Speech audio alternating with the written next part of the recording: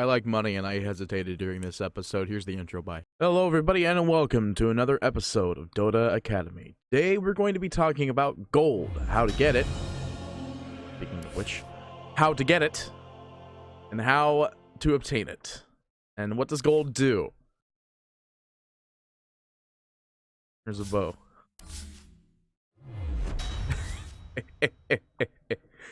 That's funny. Anyway, today we're going to talk about gold for in-game items, what you use gold for, how do you get gold, and in which way is gold important for your hero. So this kind of relates back to where we talk about items. Items is another very important thing about Dota 2, which we've had an episode about, but we'll likely go into detail in the future because there's a lot of items to go over. Gold is required to buy almost any item in Dota 2. There's currently only one item in Dota 2 that doesn't cost gold, and that's the Observer Ward. The Observer Ward used to cost gold as it was the Position 5's jobs to do as a support hero. But now that the Observer Ward doesn't cost gold anymore, it's a little bit cheaper for support heroes to support. But gold is used primarily to buy any item in Dota 2 so long as it's not an Observer Ward or a neutral item that gets dropped from an enemy or from a neutral. So basically, there's multiple ways to get sources of gold.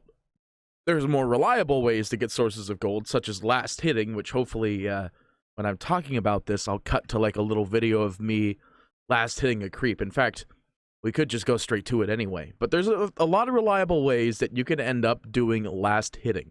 The number one way to do so, there's a lot of ways to get gold. The number one way to get gold is last hitting things. Now, what is a last hit? Now, in reality, a last hit is defined as last clicking a hero or a creep or a tower or a building and ended up getting the gold from that creep or that hero or that tower or that item or quelling a ward as well. So as we can see here, the laning phase starts out pretty standard, but the big part is about last hitting is that it's exactly what it is. You last hit to get gold, and that gives you 37 to about 48 gold for melee creeps, and range creeps will be about a different number, but approximately the same end goal. Now last hitting works in both ways. If you deny a creep, which I managed to miss, then you can also end up getting gold from that method. Full sail ahead. It's a little hard to get a deny underneath the tower. But if you end up last hitting a creep like so, you can see you get a small portion of gold baselined off the normal creep's net worth gain, which overall is pretty good. You can use abilities to end up helping in getting CS as well, much like how Kunkka has an ability called Hidebringer, which gives you bonus damage against creeps and heroes anytime you use it, and a little bit of a cleave as well. He was just one of the easiest people I could talk about last hitting with. So last hitting is the number one way you end up getting gold in Dota 2. Whether or not you're last hitting a hero, last hitting a creep, or last hitting a tower, that is up to you on that gold. It is the number one way. The second number one way to do that is a Hand of Midas. Now a Hand of Midas basically makes it to where you could turn any creep into gold. You know, like the Hand of Midas does in normal scenarios. So the Hand of Midas normally has a, I believe it's, yeah, it's a 90-second cooldown. Will turn any creep you target with it into gold. Now this also includes dominated creeps, or cannons, that are within the lane as well. Dominating these will allow you to also just get the gold from that. But the big thing about the Hand of Midas is that you ideally want to actually Midas creeps that are big, harder to kill, and as a result, you get more experience on top of the bonus gold you end up getting from using the Hand of Midas itself. So the Hand of Midas is one of the number one ways to get gold outside of that. Now the big little extra topic we've yet to talk about is the difference between reliable gold and unreliable gold. If you look down in the bottom right here, I'm currently hovering the thing that says reliable gold and unreliable gold. Your death cost, your death timer, and your buyback. Gold is used for literally everything in Dota 2, including coming back into the game after death. The reliable gold is self-explanatory. It's the gold that you won't lose when you die. No matter what, that gold will always stay in your pocket, and there's no real way for it to disappear unless you spend your gold. There are a few sources to get reliable gold, one of which is using the Hand of Midas. The Hand of Midas turns whatever you decide to target with into reliable gold, and that reliable gold will never leave. So that's why a lot of people like to use their Hand of Midas before they die. That way they can get that reliable 160 gold before they fall to the grave and waste away, not getting any map gold, which would be obtained from last hit, like we're doing now. I'll drag your bleeding head along. So overall, using Hand of Midas is pretty important if you're a Hand of Midas based hero. There are some heroes that don't require a Hand of Midas, but like Kunkka, because he has a farming mechanism known as type. But there are some heroes who just don't have a great farming mechanism and intend to wait till the longer stages of the game to get a Hand of Midas, which will allow them to go into the end point of the game. Look sharp. So overall, gold is obtained from last hitting. There are other ways, of course. You can kill a hero, or you can be in the vicinity when a hero dies. So as I'll show you here, we'll go ahead and spawn an enemy hero.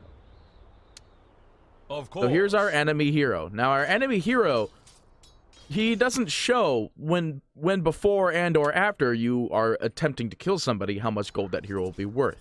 Of course, if that hero is on a killing spree, or godlike, or just hasn't died at all the whole entire game, he'll be worth a lot more gold. But as you can see here, there's 2 gold instances that tick there when you end up killing a hero. The first one is that you got the last hit on the hero. The second one is the AoE gold. That AoE gold is also split with AoE experience. Rising tide. So the big thing about that is the fact that if you're around and you're the only one killing the hero, you get a big chunk of gold. But depending on how much gold that hero may have at the end of the day, it might not actually be that big of a kill. As you see here too, you also get 265 for last hitting the tower. But as you see, that secondary number gets a lot less after each and every kill. The thing is, with gold is that there's a recovery point in Dota 2. And if you're absolutely annihilating an enemy team and you end up dying to that enemy team, they will be able to come back at any point in time because they're not losing a lot of gold dying to you. And you're not getting a lot of gold either because they're not worth a lot of gold.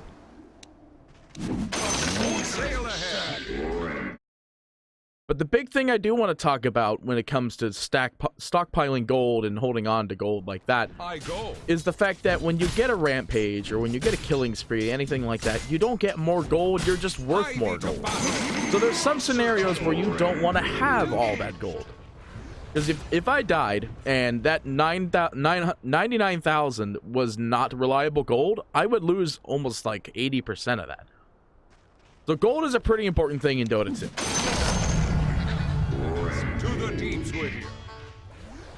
Gold, on the other thing, is that you could see how much your buyback cost will be, which if we're looking here, it says 10,000 gold. And thankfully, Dota has incorporated a system where you could see the amount of surplus gold you have in order for you to end up knowing how much you could spend, pretty much. The death cost as well as how much gold you will lose upon death, as well as your death timer that'll be shown shortly afterwards. It's very important that you keep in mind how much gold that you have in a Dota game at once, so that way, if you needed to, you could buy back for your team and help them at any point in time. And like I was saying, the more kills you get, the better your game is, and so on and so forth. The longer it'll take for you to respawn. As you see here, my death timer is slowly increasing at not only when I level, but when I end up killing heroes. If you see now I am level 9 and nowhere near 10, it still stays at 32. But if you're a level 25, which is now level 30, by the way, if you're a level 30 hero by the time it comes around, your respawn time is going to be a very long time.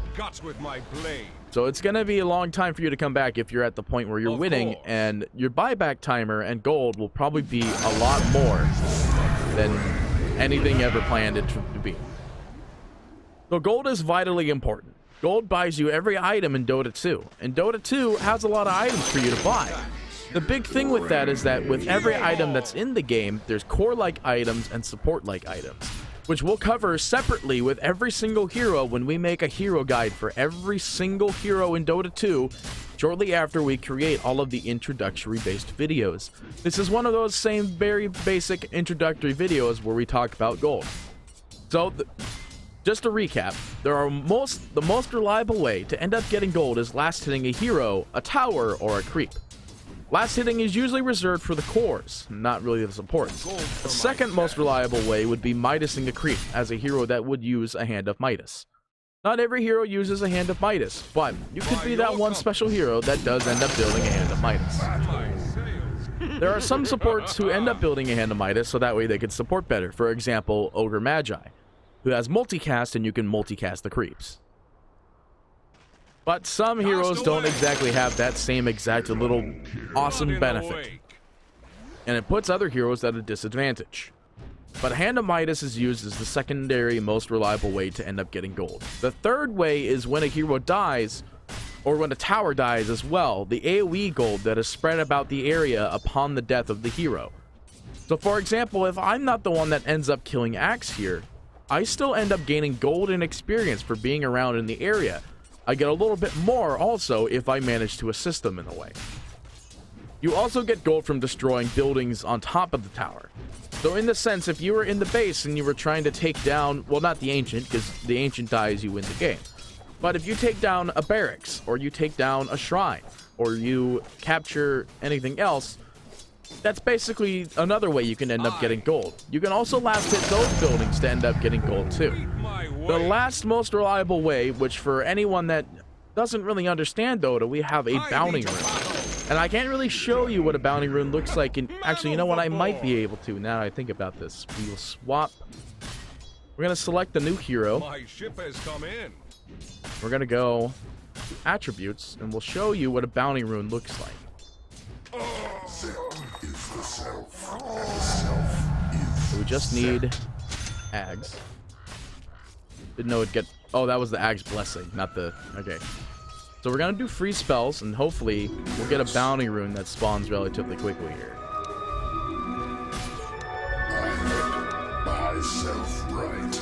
So one of the other ways to end up getting gold in the world of Dota 2 is capturing a bounty rune that looks relatively like this. Now, a bounty rune is used for a lot more things than people think. You could also bait people around bounty runes and end up getting kills around bounty runes at any point in time. A bounty rune is very important in Dota 2 as it gives gold to every single hero in the world of Dota. But the big problem with that is that there's also this little additive bonus to a bounty rune, is the fact that it gives gold to everyone in the game that's on your team. So for instance, I'll pick up a bounty rune and I'll get 60 gold. The gold is based purely on the time at which it was picked up. Every 5 minutes, a bounty rune will spawn at new designated locations on the map, in which we will talk about in a future episode as well. So many selves, so little coursing. So many selves, regeneration. But overall, that is the #1 way to also get gold if you're not a carry that ends up last hitting a lot in the lane. It's not as reliable as the next guy, but bounty runes are very important in a Dota 2 game. Most bounty runes end up controlling the game based on if the bounty runes are even picked up in the first place. If the bounty runes are never picked up, then they just do nothing. They don't impact the game if they're never picked up. But bounty runes are very important and very vital for any Dota 2 player, Mercy is yours for the end. as it gives 60 gold to each person on your team. I think that just about covers the gold and how important gold actually is. Of course, as always, I talk about the fact that I'm not that great at describing, so there might be a lot of things I missed when it came to gold. But at the same time, I feel like that's just about the best we could do without going deeply into the hardest part of Dota 2, which is gold management. It's not exactly hard to manage your gold, to be honest. If you're good at managing money in the real world, I imagine you're pretty good at managing gold in a video game. We've all played a lot of Sims. We know how much gold is important in the Sims. By gold, I mean the ability to actually place anything for your house. So with that being said, ladies and gentlemen, I hope you enjoyed. We'll see you next time for some more Dota 2 Academy. Maybe we'll cover runes on the next one. But I think runes are pretty self-explanatory, because the only ones that aren't really self-explanatory is the arcane rune. We used to have an old rune that was a little bit difficult to understand, but I think we've gotten to the point where runes are pretty self-explanatory. So with that being said, ladies and gentlemen, I hope you enjoyed this episode of Dota Academy, and we'll see you next time for some more Dota 2 knowledge. This is partypetee signing off. See you next time. Thanks for watching this episode of Dota Academy. We'll come to you next time with some more epic videos about learning Dota. If there's anything you need me to highlight, please feel free to say it in the comments below. Make sure to subscribe, and we'll see you next time.